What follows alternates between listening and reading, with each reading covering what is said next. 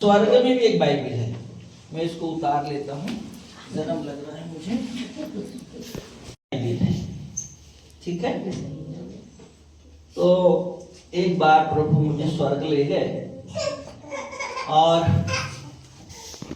बगीचा, सड़क और घर, वो सब स्वर्गदूत मुझे दिखाया और बाइबिल भी वहाँ पे मुझे दिखी। और वो बाइबिल जो थी सोने के उसके पन्ने थे और एक सड़क में जो बारीकी सी सड़क थी उसमें स्वर्गदूत उसको ऐसा फैलाया था और मेरी उंगली पकड़ करके बाइबिल का रोमियो 8 अध्याय पूरा पढ़ाया था।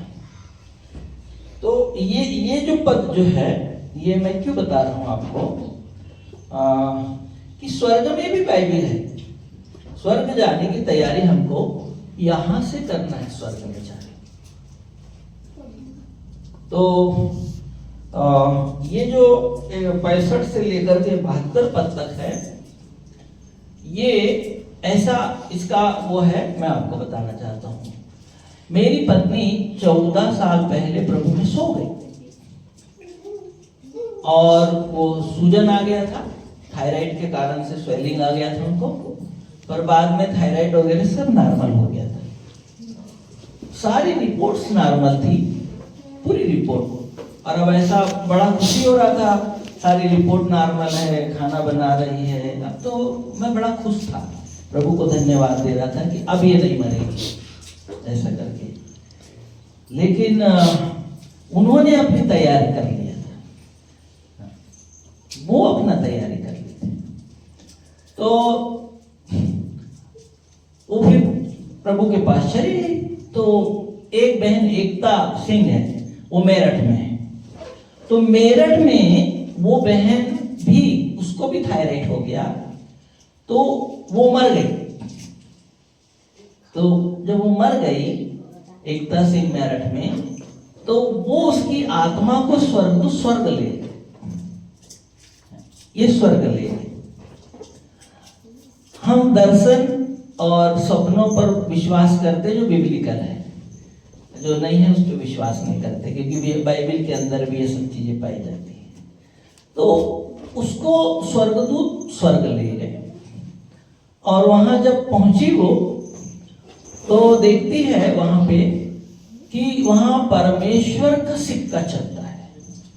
मतलब परमेश्वर का सिंहासन है, उजियाला है, और न जाने कितने कितने स्वर्गदूत है, बहुसंख्यक स्वर्गदूत है।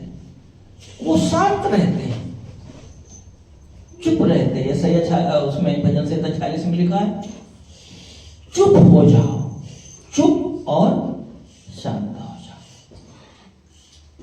अपन आधा सेकंड के लिए चुप नहीं होते। आधा सेकंड के लिए मतलब यदि हमारा मुंह बात नहीं करता तो विचार घोड़े के समान है कि नहीं। तो ऐसा करके जो वचन लिखा है वो क्रिया स्वर्ग में है। तो बता रही थी कि वहां जब वो परमेश्वर का सिंहासन है और बहुसंख्यक स्वर्गदूत है और एकदम वहां परमेश्वर का अधिकार चलता है और चुप हो जाते हैं, शांत हो जाते हैं, समय पे स्तुति करते हैं, शांत होना है, शांत होते हैं, ऐसा अनुशासन है वहां पर। आगे स्वर इसने बोली कि मेरा जो घर बन रहा है ना, मैं तो आ गई स्वर, अब मेरा जो घर बन रहा है वो मुझे दिखाओ, मुझे दिखा दो।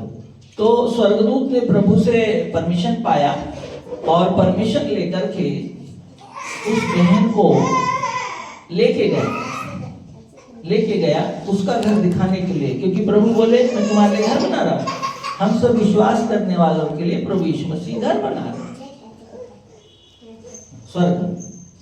तो लेके गया वो स्वर्गदूत। जब लेके गया तो एक घर के सामने वहां पे संगीता मैडम खड़ी थी। अरे तो ये जो है उसको वहां मिली, अरे भाभी आप यहाँ। वो बोलती है अरे एक तो तू यहाँ, ऐसा करके ये स्वर्ग में बात हो रही है, ऐसा स्वर्ग में बात हो तो ये वहां जाकर के संगीता मैडम, ये वहां जाकर के बड़ी आनंदित थी, चेहरा चमक रहा था, आनंदित थी। तो ये बोलती है एकता, अरे भाभी आप इतना चमक रहे हो, इतना आनंदित हो, बात क्या है? तब उसने बताया वहां बाइबिल के पद, भजन संहिता 119 का 65 से लेके 72 तक बताई थी। और बताई कि जब मैं धरती पर थी तो उसने अपने हाथ बताई, पैर बताई, देखो यहाँ सूजन आ गई थी, यहाँ घुटने में दुख रहा था, कमर में भी दर्द हो रहा था, नींद नहीं आती थी रात में। हाँ, लेकिन अब देख मेरे हाथ देख, यहाँ देख, मेरे पैर देख, हाँ मेरा चेहरा देख, ऐसा करके वो बताई उसको एकता। तो उसने ऐसा बताया नहीं थी वो कि ऐसा बता रही थी वो कि धरती पर मुझे दुख था और जो मुझे दुख हुआ वो मेरे लिए अच्छा हुआ, भला ही हुआ, ऐसा वो बताई संगीता एकता, ऐसा करके। और सब और भी बातें चीतें हुई। तो बोलने लगी एकता, अब भाभी अब मेरा भी मन नहीं करता, मेरे को यही अच्छा लगा, मुझे यही अच्छा लगता है। तो संगीता ने वहां उसको बोला, अरे देख मेरी शादी हो गई, मैंने सेवा किया, कलीसियाएं हैं, मेरे बच्चे हैं, बड़े हो रहे हैं, ये सब है, तू तेरी तो शादी नहीं हुई, तो अभी आके क्या करेगी यहाँ पे, तेरा समय नहीं आया, तू वापस जा। ऐसा करके वहां पे स्वर्ग में उसको ऐसी सलाह दी संगीता मैडम कि तू वापस जा, अभी इधर आना नहीं, तू वापस जा। ऐसा करके तेरी शादी नहीं हुई, बच्चे नहीं हुए, क्या करेगी यहाँ पर, ऐसा उसको संगीता ने सलाह दी। और ये वचन उसको वहां बताया कि जो दुख हुआ मेरे लिए अच्छा हुआ, क्योंकि मैं परमेश्वर की व्यवस्था को सीख सकूं, विधियों को सीख सकूं। ये हुआ। फिर उसके बाद में वो वहां से चली जाती है। तो उसने बोली स्वर्गदूत को मेरा घर दिखा दे। तो स्वर्गदूत ले गया उसको, उसका घर दिखाया। तो उसका घर बन रहा था, तो पूरा घर नहीं बना था। तो ये बोलते हैं स्वर्गदूत को कि भाई मेरे को ले जाके पूरा पास में दिखा। तो स्वर्गदूत बोला, प्रभु से परमिशन नहीं मिला है कि जाकर के मैं तुझको तेरा घर दिखाऊं, दूर से अपना घर देख ले और वापस जा। ऐसा करके स्वर्गदूत ने उसको बोला। और इधर लोग रो रहे थे और वो जिंदा हो गई एकता। अभी उनके 3 बच्चे हैं और गढ़वाल में बहन अपने पति के साथ सेवा करती है। कहने का मतलब ऐसे ऐसे अनुभव होते हैं प्रभु यीशु को प्यार करने वालों के लिए, ऐसे अनुभव होते हैं। हमारे एक बहन आई थी झांसी से, तो वो बता रही थी वो मर गई थी और उसकी बेटी दूध पीती हुई बच्ची थी। तो वो स्वर्ग में जाती है प्रभु के पास और इधर लोग रोते हैं। वो स्वर्ग में जाती है और वहां प्रभु बोलते हैं वापस जा। वो बोलते हैं मुझे यही अच्छा लग रहा है, यही मुझको अच्छा लगता है, ऐसा करके। तो क्या होता है, उसकी जो बच्ची थी जो घुटना रेंगती थी, वो बार बार उसके छाती में जाके दूध पीने के लिए हो रही थी, बार बार। तो लोगों ने बोला, बहने और एक मुर्दे को कोई दूध पीते हैं क्या बच्चे लोग? पर बच्चे मानते ही नहीं, छोटे बच्चे कितने जिद्दी होते हैं। तो जा करके उसकी मैक्सी फाड़ के मरी माँ का दूध पी रही थी बच्ची। और यीशु मसीह ने स्वर्ग से उसको दिखाया, देख तेरी लड़की तेरा दूध, तेरे शरीर, मरे हुए शरीर का दूध पी रही है, वापस जा। क्योंकि इतना अपने पति से इतना दुखी हो गई थी वो कि वो मरना पसंद करी, लेकिन मायके में थी, लेकिन पति के यहाँ जाना पसंद नहीं करते। तो जब प्रभु ने डांटे तो वो वहां से सीधा पटक दिया स्वर्गदूत ने, इधर आके वो जीवित हो गई। सच्ची घटना में मिला हूं उनसे। मैं बातें क्यों बता रहा हूं? ये बातें मैं इसलिए बता रहा हूं, प्रभु तो हमको प्यार करते हैं, परंतु हम कितना प्रभु यीशु मसीह से प्रेम करते हैं। उनके साथ सब बातें भलाई और भलाई और भलाई को ही पैदा होती है। तो भजन संहिता 119:71, मुझे जो दुख हुआ वह मेरे लिए भला ही हुआ है, जिससे मैं तेरी विधियों को सीख सकूं। तो इसके पहले जो भी दुख तकलीफ हमको हुआ, उसके लिए मुझको और आपको परमेश्वर को धन्यवाद देना है। मैं बार बार धन्यवाद देता हूँ, प्रभु धन्यवाद मेरी पत्नी आपके गोद में है, ऐसा मैं धन्यवाद देता हूँ। धन्यवाद प्रभु हमारी आत्मिक माँ आपके गोद में, क्योंकि इस मामले में जो है हम लोग बड़े गंभीर रूप से इस मामले में सोचते हैं, और भी ऐसी बहुत सी बातें हैं बताने के लिए। तो यदि मुझको और आपको कुछ भी दुख हुआ है, उसके लिए पिता परमेश्वर को धन्यवाद देना है। हालेलुया। जिससे कि मैं परमेश्वर की विधियों को सीख सकूं, विधियों को क्या करूं? सीख सकूं। और हम सुन रहे थे रात में आपके उसमें जूम में, मैं भी जुड़ा हुआ था, तो वहां हम सुन रहे थे एज के 36-26 परमेश्वर कहता है, मैं तुमको तुम्हारे अंदर में से पत्थर का हृदय निकाल दूंगा और मांस का हृदय दे दूंगा। पत्थर का हृदय मतलब कठोर मन, कठोर दिल को अलग कर दूंगा, और मांस का दिल, मांस का हृदय मैं तुझको दे दूंगा, ताकि मैं परमेश्वर की विधियों को सीख सकूं। हालेलुया। और निर्गमन 15:26 में लिखा है कि तू परमेश्वर की आज्ञा,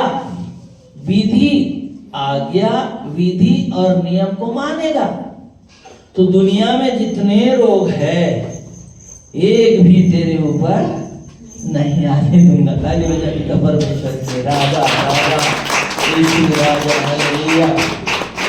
तेरी से कंडीशन भी है, यदि तू परमेश्वर की आज्ञाओं को मानेगा, विधियों को मानेगा और नियमों को मानेगा, तो जितने रोग हैं ना संसार में, जितनी प्रकार की बीमारियां हैं, एक भी बीमारियां मैं तेरे ऊपर नहीं आने दूंगा।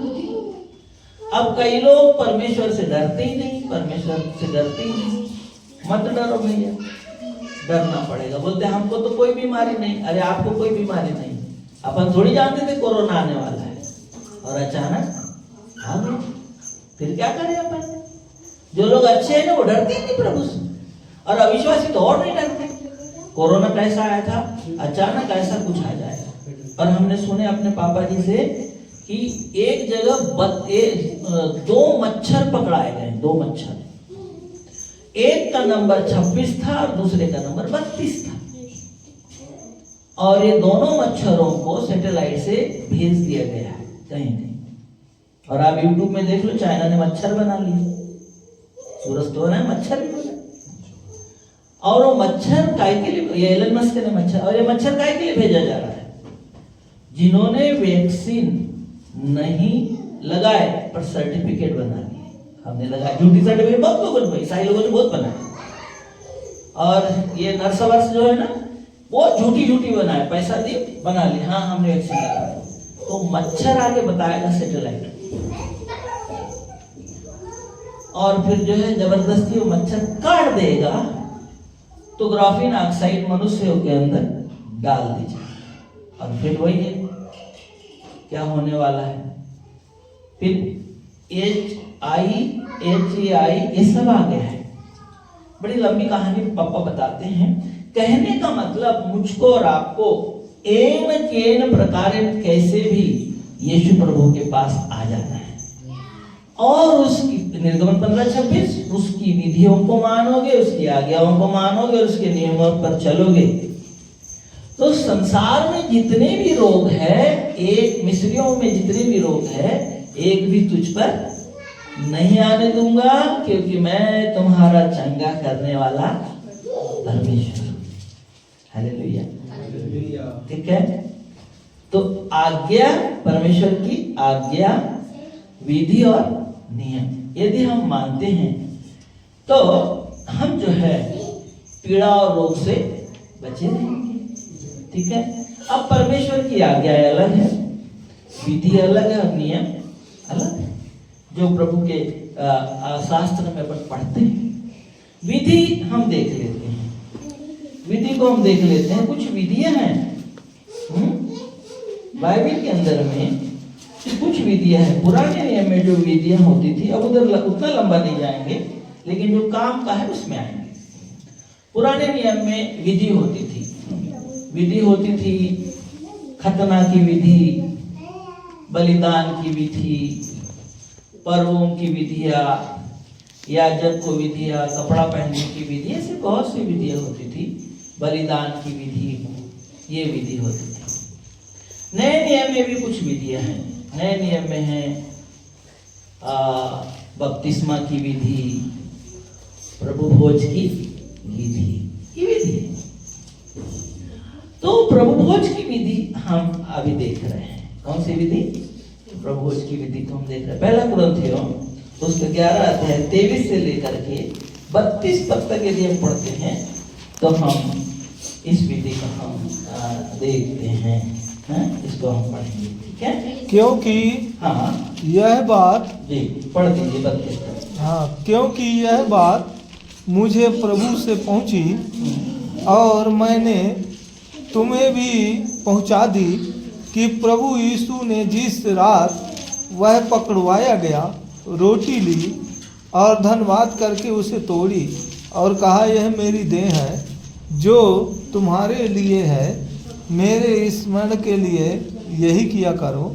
इसी रीति से उसने बियारी के पीछे कटोरा भी लिया और कहा, यह कटोरा मेरे लहू में नहीं वाचा है, जब कभी पियो तो मेरे स्मरण के लिए यही किया करो। क्योंकि जब कभी तुम यह रोटी खाते और इस कटोरी में से पीते हो तो प्रभु की मृत्यु को जब तक वह न आए प्रचार करते हो। इसीलिए जो कोई अनुचित रीति से प्रभु की रोटी खाए या उसके कटोरे में से पिए, वह प्रभु के देह और लहू का अपराधी ठहरेगा। इसीलिए मनुष्य अपने आप को जांच ले और इसी रीति से इस रोटी में से खाए और इस कटोरे में से पिए। क्योंकि जो खाते पीते समय प्रभु की देह को ना पहचाने, वह इस खाने और पीने से अपने ऊपर दंड लाता है। इसी कारण तुम में बहुत से निर्बल और रोगी हैं और बहुत से सो भी गए। यदि हम अपने आप को जांचते तो दंड न पाते, परंतु प्रभु हमें दंड देकर हमारी ताड़ना करता है, इसीलिए कि हम संसार के साथ दोषी ना ठहरे। हालेलुया। तो हम प्रभु भोज की विधि के बारे में हम यहाँ पे पढ़ रहे हैं। प्रभु भोज की विधि, इस वाले जगह में यहाँ पे रोटी रखी है, प्लेट में 2 रोटियां रखी है और इसमें बॉटल में अंगूर का रस है, बाकी खाली गिलास हैं। और प्रार्थना के बाद इसको हम ग्रहण करेंगे और ये बड़ा सौभाग्य है हमारा आपका। और धन्यवाद देते हैं हम पास्टर साहब, सैनी साहब के लिए, जिन्होंने हमको परमिशन दिया कि उनकी कलीसिया में प्रभु भोज दे सकते हैं। हम प्रभु को हम धन्यवाद देते हैं दास के लिए और इच्छा रखते हैं कि आने वाले समय में कम से कम हर महीना में प्रभु भोज होता रहे। प्रभु को धन्यवाद देते हैं। तो ये जो 2 रोटी है इसमें, ये 2 रोटी का मतलब इसके अंदर है, 2 रोटी का मतलब है पुराना नियम और नया नियम। ये 2 रोटी है। और दाखरस का मतलब होता है लहू, खून। खून दाखरस देके यीशु प्रभु बोलते हैं, मेरा क्या पियो? खून को पियो। खून। यदि आप इजराइल जाएंगे तो इजराइल में हर एक व्यक्ति अपने घर में अपने परिवार को प्रभु भोज देता है। यहूदी आदमी शनिवार के दिन वो अपने घर में कुछ काम नहीं करते, न झाड़ू लगाते न लाइट बुझाते। अगर दिन निकलने से पहले लाइट चालू रही तो उसको बंद नहीं करते, वो दिन भर चालू रहे। या उसको बंद करना है तो किसी क्रिश्चियन व्यक्ति को बुलाते, कोई क्रिश्चियन व्यक्ति को बुला के उसको बोलेंगे भैया लाइट बंद कर दे।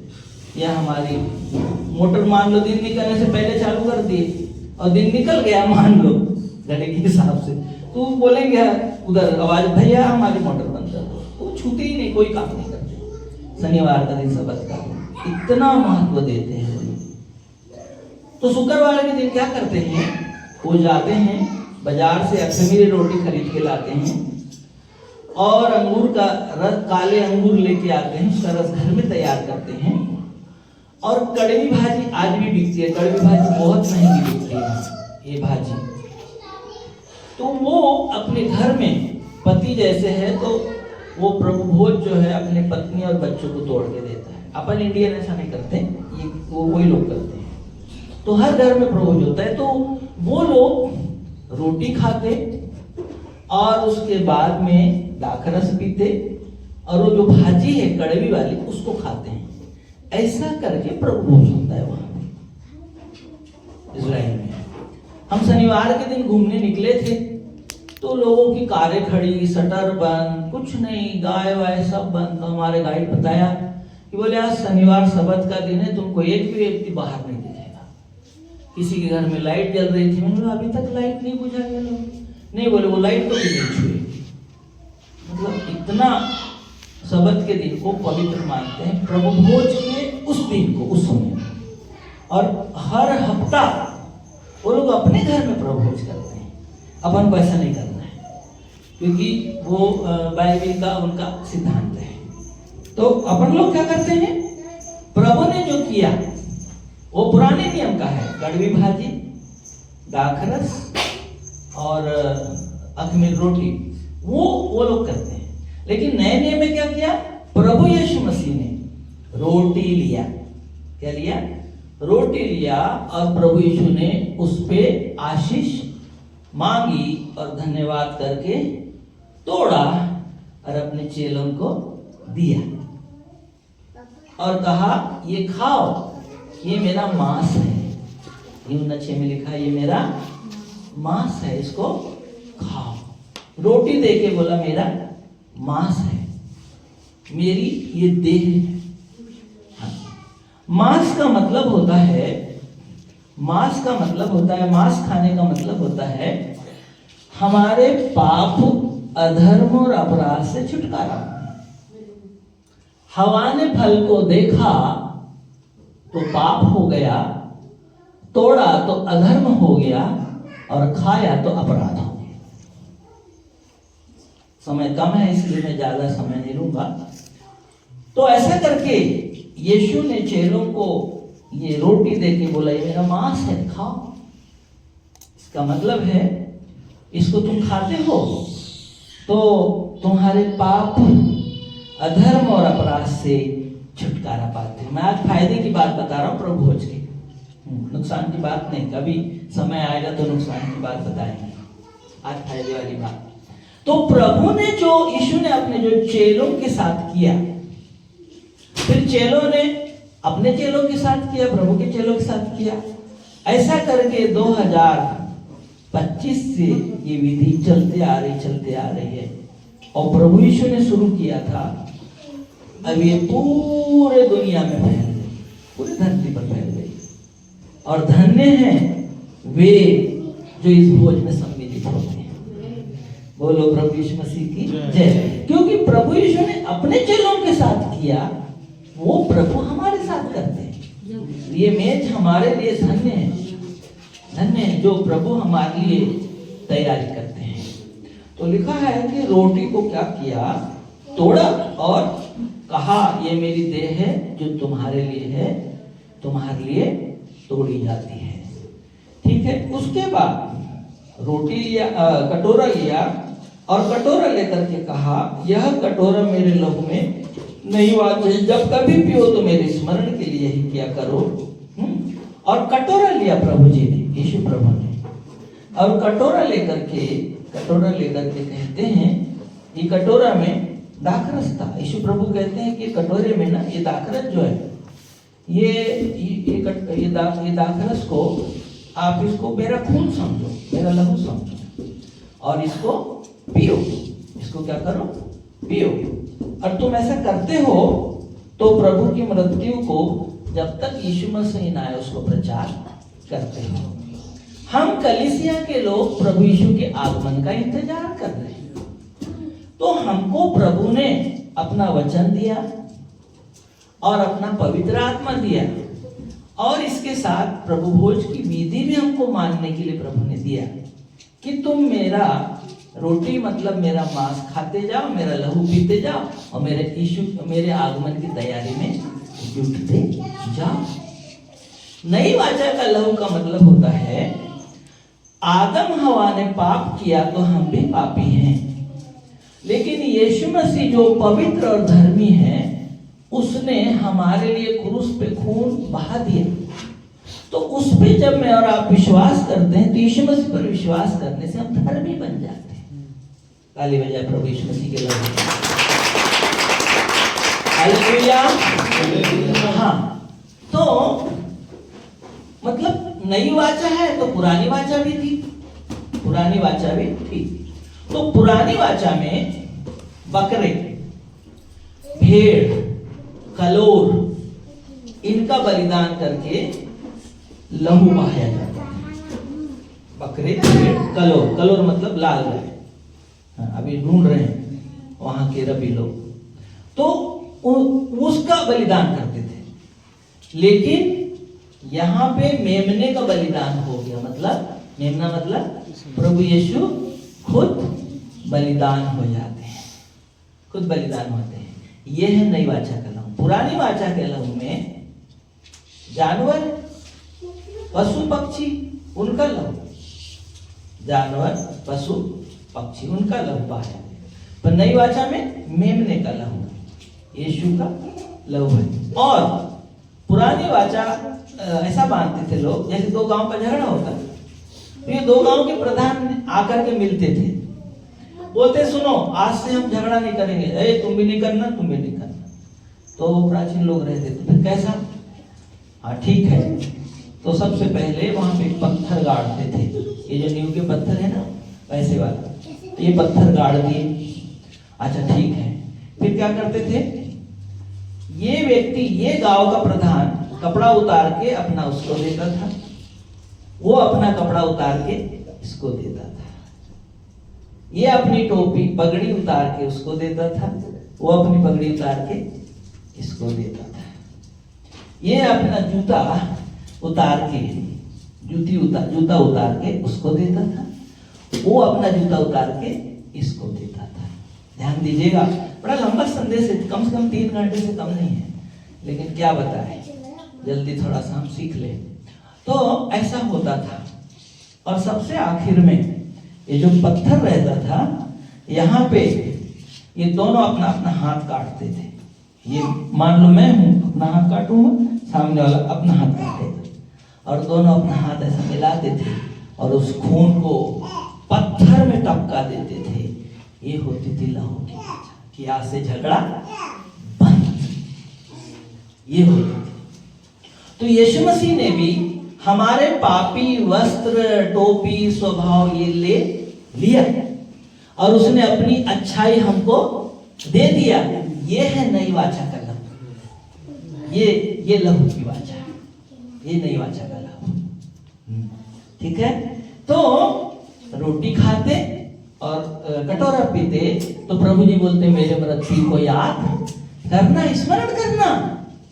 हाँ, स्मरण करना मतलब रोटी खाने के लिए स्मरण करना, प्रभु मैंने पाप किया, मैंने अधर्म किया, मैंने अपराध किया, परंतु यीशु मसीह आप कोड़े खा के क्रूस पे चढ़ के मेरे पाप, अपराध और अधर्म को अपने ऊपर आपने ले लिया। इस बात को याद करना।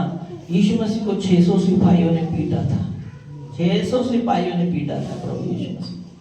85 किलो का शरीर, 5 फीट 11 इंच ऊंचा, 6.5 लीटर खून बह गया था हमारे प्रभु यीशु मसीह का, मेरे लिए, आपके लिए, हम सबके लिए। तो याद करना इस रोटी को खाते, कटोरे में से पीते समय कि प्रभु यीशु ने मेरे पाप, मेरे अधर्म और अपराध के लिए क्रूस के ऊपर अपना मांस और खून बहा दिया। उस बात को याद करना ये बहुत बड़ी चीज है, ये छोटी सी चीज नहीं है, बहुत ऊंची बात है, बहुत ऊंची बात है ये जो प्रभु हमारे लिए इंतजाम करते हैं। और लहू का बहना, लहू मतलब हमारे खून में जो पापी स्वभाव है उसको प्रभु दूर करते हैं और अपने अच्छे स्वभाव को, पवित्र स्वभाव को हमको पहना देते हैं। इस बात को याद करना। तो रोटी जब हम खाते हैं तो हम इस बात को याद करें कि प्रभु हमें पाप, अधर्म, अपराध से छुटकारा दिए हैं। और जब लहू पीते हैं तो इस बात को स्मरण करें, हम यीशु के स्वभाव को पहनते हैं, क्योंकि यीशु मसीह का स्वभाव अनंत जीवन है, ऐसा लिखा है। और जब ऐसा उचित रीति से जब हम खाते हैं, स्मरण करो, यीशु की देह को स्मरण करो। यीशु की देह स्वस्थ थी, यीशु की देह को मलेरिया नहीं हुआ, यीशु को टाइफाइड नहीं हुआ, यीशु को कैंसर नहीं हुआ। याद करो, यीशु स्वस्थ था, मैं भी स्वस्थ रहूंगा, ऐसा बताती है ये विधि हमको। उसको ये स्मरण करो। हालेलुया। और लहू का मतलब प्रभु यीशु के स्वभाव को पहनना। दो चीजें हैं, एक चीज हमको रोटी हमको छुटकारा का संदेश देती है और लहू हमको प्रभु के स्वभाव को पहनने का हमको संदेश मिलता है। और जब उचित रीति से पश्चाताप, मन फिराव की स्थिति में जब हम रोटी खाते, लहू पीते, तो क्या लिखा है, अगर कोई अनुचित रीति से खाता है तो निर्बल, रोगी और बहुत से सो भी गए। मतलब पापी स्वभाव को लेकर के दारू पी करके आया और प्रभु भोज भी ले लिया, व्यभिचार करके आया प्रभु भोज भी ले लिया, औरत से झगड़ा करके आया प्रभु भोज भी ले लिया, है ना। ये सब करके कोई आया प्रभु भोज लिए बिना पश्चाताप किए, तो लिखा है कि वो कमजोर बन सकता है, रोगी हो सकता है, यहाँ तक मर भी सकता है। ऐसा परमेश्वर का वचन मुझको राह को बोलता है। पर एक बात है, अगर आ भी गए ऐसा करके तो हम परमेश्वर से क्षमा मांगना चाहिए और फिर रोटी खाना है और कटोरे में से पीना है। जब ऐसा करते हैं तो इसका उल्टा ले लो आप। भजन संहिता की किताब 105 और 37 पढ़ेंगे सर। 105, 37, 12:30 लाजारा, सजदा, अराना, साधना, अरबिया, संगना। 105 का 37 पढ़ेंगे। तब वह इस्राएल को सोना चांदी दिलाकर निकाल ले आया और उनमें से कोई निर्बल न था। नहीं था। हालेलुया।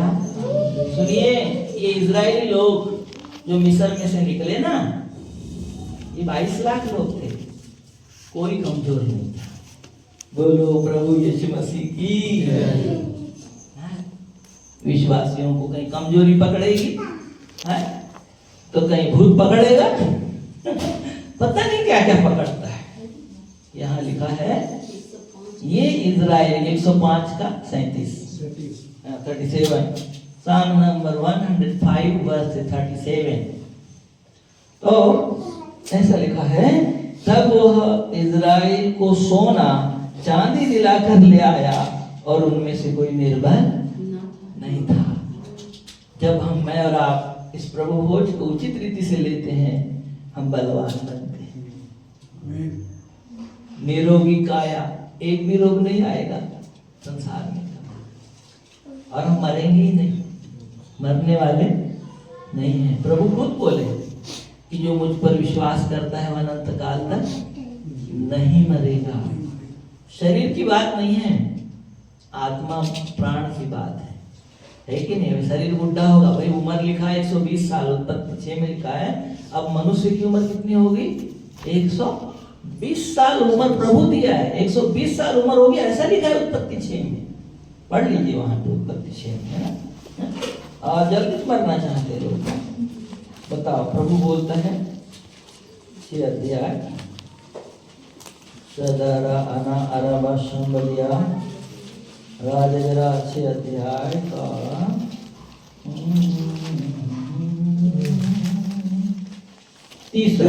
30 पद। तब यहोवा ने कहा, हाँ, मेरा आत्मा मनुष्य से सदा लोग विवाद करना ना रहेगा, क्योंकि मनुष्य भी शरीर ही है। उसकी आयु 120 वर्ष की होगी। उसकी आयु कितनी होगी? 120 वर्ष। अब बता, परमेश्वर हमको 120 वर्ष देना चाहते हैं? और लोग क्या बोलते हैं, बड़ा अच्छा होता, जल्दी मर जातेगा, खाओ से नहीं लगे न पीऊ से नहीं लगे, कहीं मन नहीं लगे। अरे इसीलिए तो लोग मर रहे हैं। कई लड़का लड़की हाथ पकड़ के कूद जाते हैं, मर जाते हैं। जो कोई जहर खा लेता है। जब भी मेरी अस्पताल वालों से बात होती है तो बताते हैं, साहब ऐसा ऐसा ऐसा ऐसा। ज्यादातर 19-21 की लड़कियां जहर खा के आती हैं हॉस्पिटल में। क्यों? उनकी इच्छा पूरी नहीं। लड़के कम, लड़कियां ज्यादा। ये चल रहा है। तो और लोग भी जल्दी मरना चाहते। देखो, परमेश्वर 120 साल उम्र देना चाहता है, लिखा है, प्रभु का वचन भी लिखा है। तो प्रभु जो है इस प्रभु भोज के द्वारा हमको हमारी उम्र में भी आशीष देना चाहते हैं। तो जब प्रभु भोज का हम रोटी खाए तो हम इस विश्वास से खाए कि प्रभु हमको बलवान बनाता है, आत्मा में बलवान, तन में बलवान, मन में बलवान बनाता है। हालेलुया। और रोगी, कोई रोग नहीं आएगा। मतलब जो रोग अगर है वो भी चला जाएगा। और सो भी गए का मतलब मर गए, इसका मतलब प्रभु लंबी उम्र देना चाहता है। भजन संहिता 91 आखिरी पद में लिखा है, उसको पढ़ दीजिए। भजन संहिता 91 आखिरी पद, राखा सदना।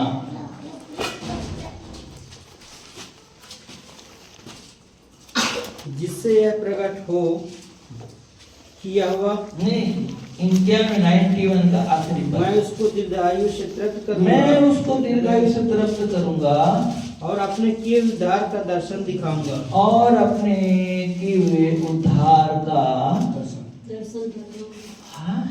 अपने किए उद्धार का दर्शन।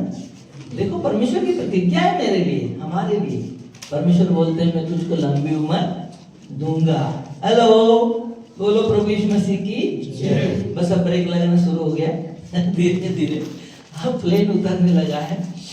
तो अब जो है प्रभु बोलते हैं, मैं तुझको दीर्घायु से तृप्त करूंगा। ये प्रभु भोज यीशु मसीह ने हमारे दीर्घायु के लिए दिया है। यीशु के नाम की महिमा हो। हालेलुया। प्रभु बोलते हैं, मैं तुझे दीर्घायु से तृप्त करूंगा और अपने किए हुए उद्धार का हर्ष में तुमको दिखाऊंगा। और हमने अभी पढ़े कि वो इजराइलियों को सोना चांदी देकर के निकाल लाया। हाँ, तो इजरायली लोग 22 लाख बोलते हैं, कोई 6 लाख तो सिपाही थे, 22 लाख बोलते, कोई 25 लाख बोलते हैं। जितने भी लाखों में थे, वो लाखों में थे। और जो समुद्र फटा था ना, लाल सागर, वहां परमेश्वर हमको ले गए। बहुत बड़ा समुद्र, बहुत बड़ा। और हमको हमारे गाइड ने बताया कि कहाँ से इजरायली लोग आए थे, कहाँ से समुद्र फटा था।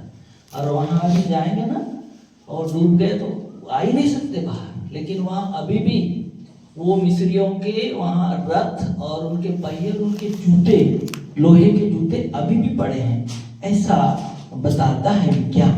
अभी भी है। ये जो बाइबल में जो लिखा है ना, ऐसे ही इजराइल में है जो लिखा है। इसलिए मैं प्रभु में आने से पहले दूसरी तीसरी क्लास से रामायण पढ़ता था, महाभारत, बाद में जब थोड़ा बड़े हुए तो गास्पेस ऑफ बुद्ध और सुख सागर, प्रेम सागर, पुराण, ये सब पढ़ता था। और ये बाइबल को पढ़ रहा हूँ, 35 साल हो रहे हैं। ये खत्म नहीं होती, ये खत्म नहीं होने, बाकी सब खत्म हो गए। बोलो प्रभु यीशु मसीह की जय। ये स्वर्ग में भी हमको मिलेगी, है कि नहीं? तो मैं क्या बता रहा, जो लिखा है यहाँ वैसी चीजें वहां पे है। समुद्र यहाँ लिखा है तो वहां वही लाल समुद्र है वहां पे। और फिरौन की सेना डूब गई तो फिरौन की सेना के रथ के पहिए वहां पर है और लोहे के जूते हैं उनके सिपाहियों के, अब भी है वर्तमान में। आप YouTube में खोज लो, आप मोबाइल में आपको मिलेगा। कहने का मतलब परमेश्वर का वचन में सच्चाई है। तो प्रभु बोलता है उनको इजरायलियों को सोना चांदी दे करके निकाल के लाया। हगल की किताब उसका 2 अध्याय 8 पद। हगल 2 अध्याय 8 पद। अब समाप्ति की ओर अपन हगल 2 अध्याय।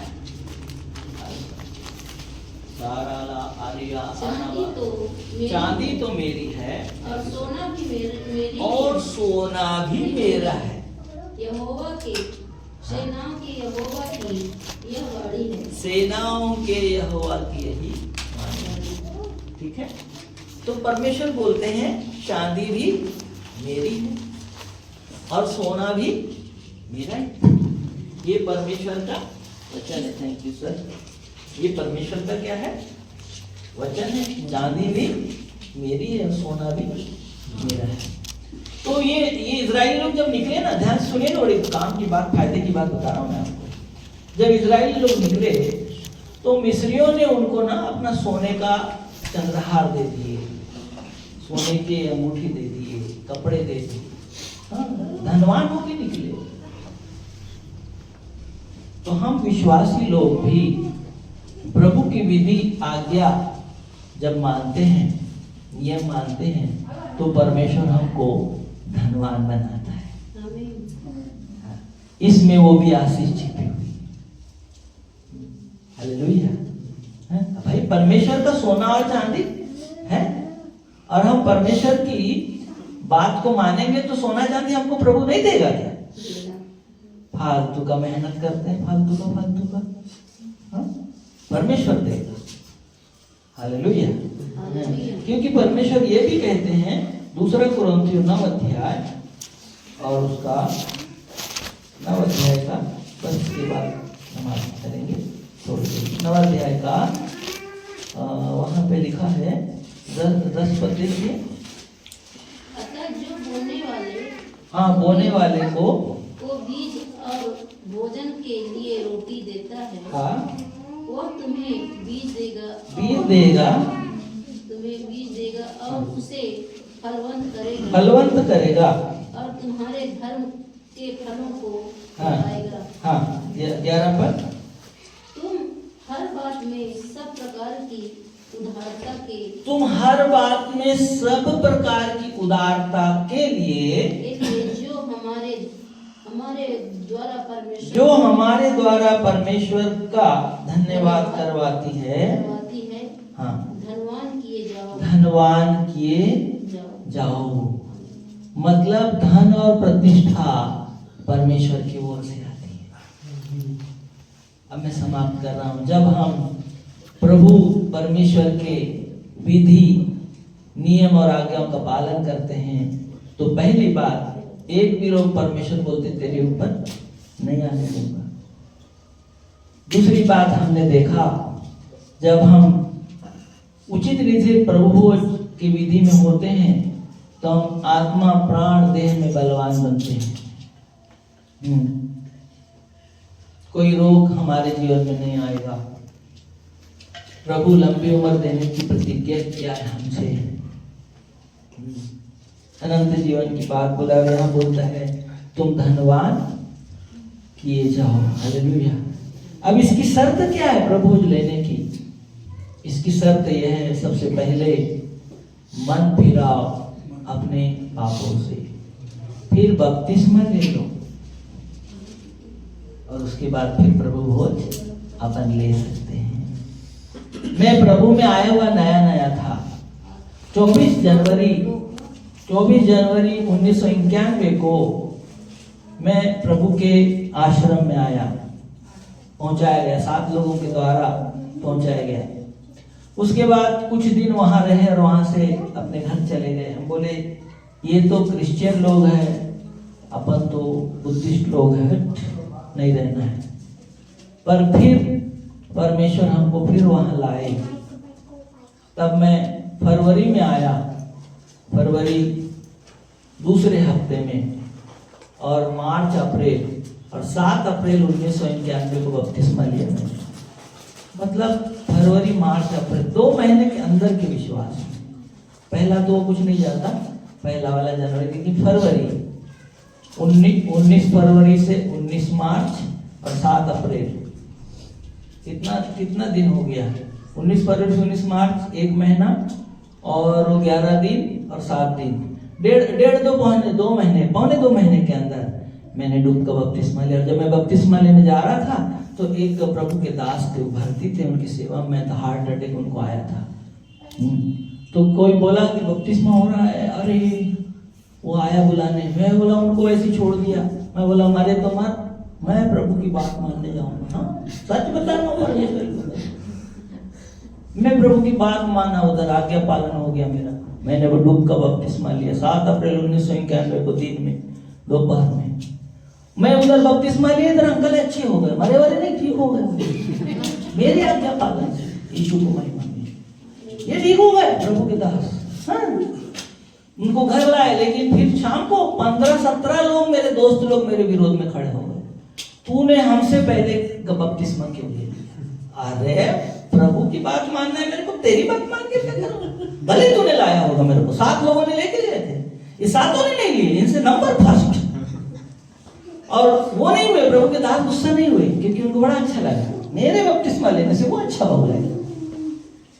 अरे यार 1.5-2 महीना मैंने बपतिस्मा ले लिया, और प्रभु ने तब से हमको पकड़ा और परमेश्वर ने अपना सेवक बना लिया।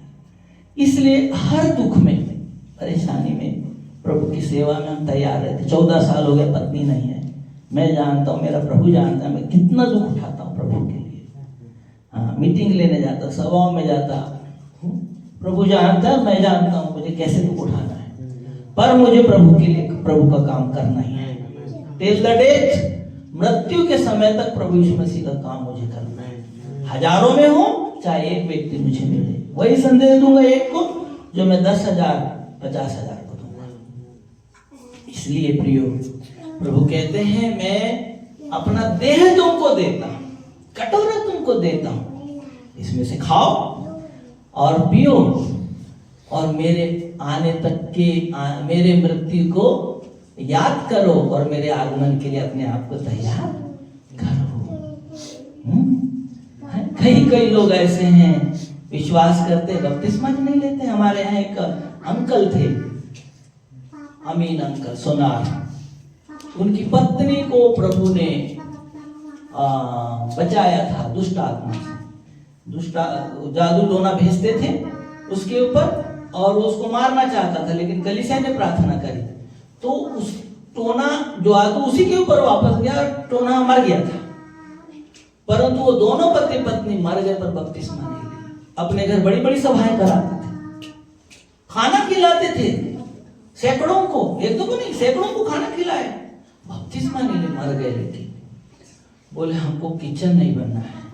भैया यीशु मसीह ने कहा जब तक कोई जल और आत्मा से नहीं जन्मे परमेश्वर के राज्य में प्रवेश नहीं कर सकता बगैर बपतिस्मा लिए। मन फिराव के साथ स्वर्ग के दरवाजे बंद है। मैंने तो 1.5 महीना 2 महीने के अंदर जिसको जो करना है करे, मुझे प्रभु की आज्ञा का पालन करना है। हालेलुया। प्रभु को हम धन्यवाद देते हैं इसके लिए। मन फिराओ, बपतिस्मा लेना जरूरी है, तब हम ये रोटी खा सकते हैं। जब हम खाते हैं, कटोरे में से पीते हैं, तो इससे फायदे मैंने आपको बता दिया। निरोगी काया, निरोगी काया, बलवान मनुष्य। बलवान को क्या समझते हैं? शरीर से। अरे शरीर से नहीं, मैं बता रहा हूं, मेरे को 42 लड़कों ने घेरे थे, हाँ, हथियार लेके आए थे महाराष्ट्र में, रात के 10 बजे, कोई कुछ। मेरे को भी घबराहट हो गई, लेकिन मेरे अंदर से गरम भाप जा रही थी सबके पास। वो आ तो रहे थे, पास्टर साहब है ना, इतने दूर आ रहे थे, कोई गाली बक रहा था, कोई कुछ जो भी होगा, इतने दूर आते थे, लेकिन जो भाप निकल रही थी ना, उससे वो पीछे हटते चले जा रहे थे। यीशु मसीह को महिमा मिले। यीशु मेरे अंदर काम करता, वो बाहर, वो कैसे बदला मुझे। हाँ? तो प्रभु हमको बल देता है। हाँ? परमेश्वर हमारा राजा है, यीशु हमारा राजा। अब ब्रेक लगाते हैं, प्रार्थना करते हैं। प्रभु को धन्यवाद, प्रभु के नाम की महिमा हो। तो प्रभु भोज का और भी संदेश आने वाले समय में प्रभु हमको समय देंगे, बोलेंगे। तो प्रार्थना करेंगे इस समय, प्रार्थना करें प्रभु से, हे प्रभु कि मेरे जीवन में होने दे प्रभु कि मैं आपकी विधियों को मानूं, आपकी आज्ञा पर चलूं,